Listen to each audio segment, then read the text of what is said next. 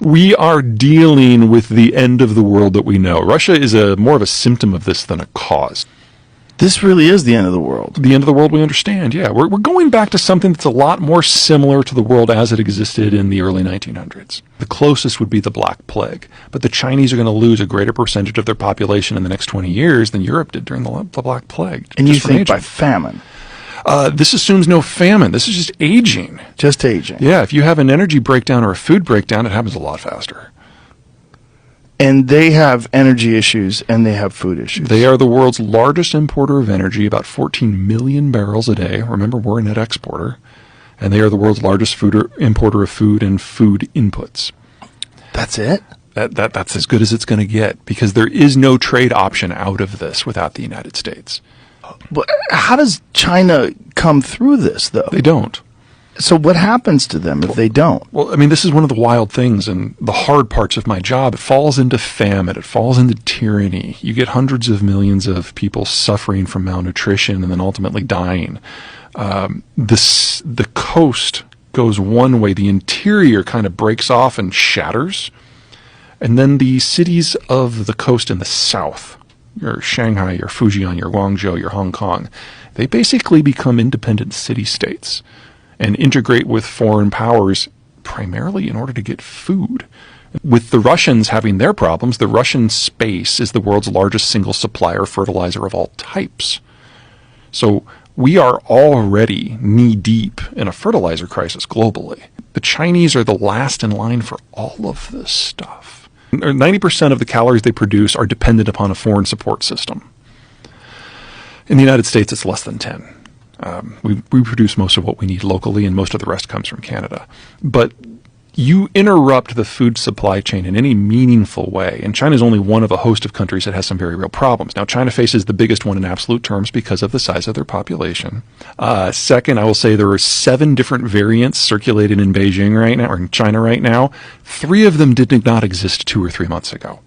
And it takes about 6 months of data for you to get good information on the R0 and the lethality. So we just don't know.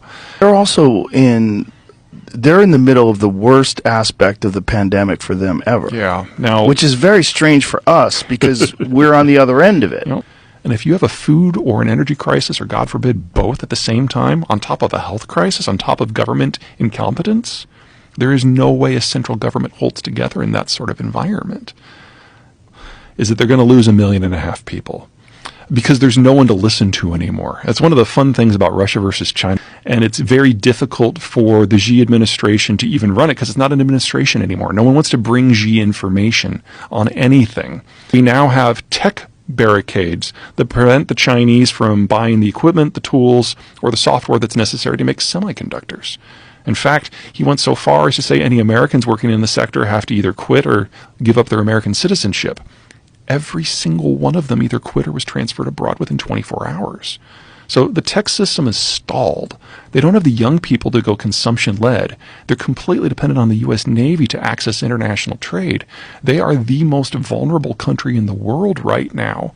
And based on how things go with Russia, we're looking at a significant amount of raw materials falling off the map, specifically food and energy.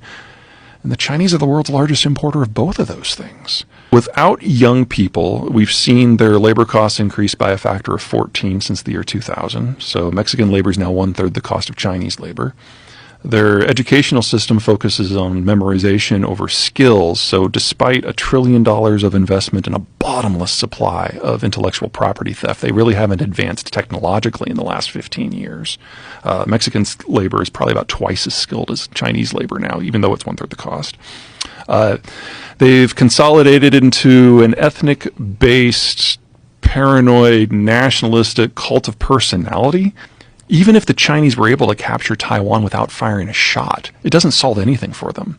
They're still food importers. They're still dependent on the United States. They're still energy importers. And even if they take every single one of those semiconductor fab facilities intact, they don't know how to operate them because they can't operate their own.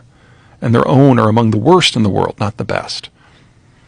If you know that the economic situation is going to go to pot, then you have a couple of options. Option 1 is you try to cut a deal with a country that can help you out, but the only country that could do that is the United States.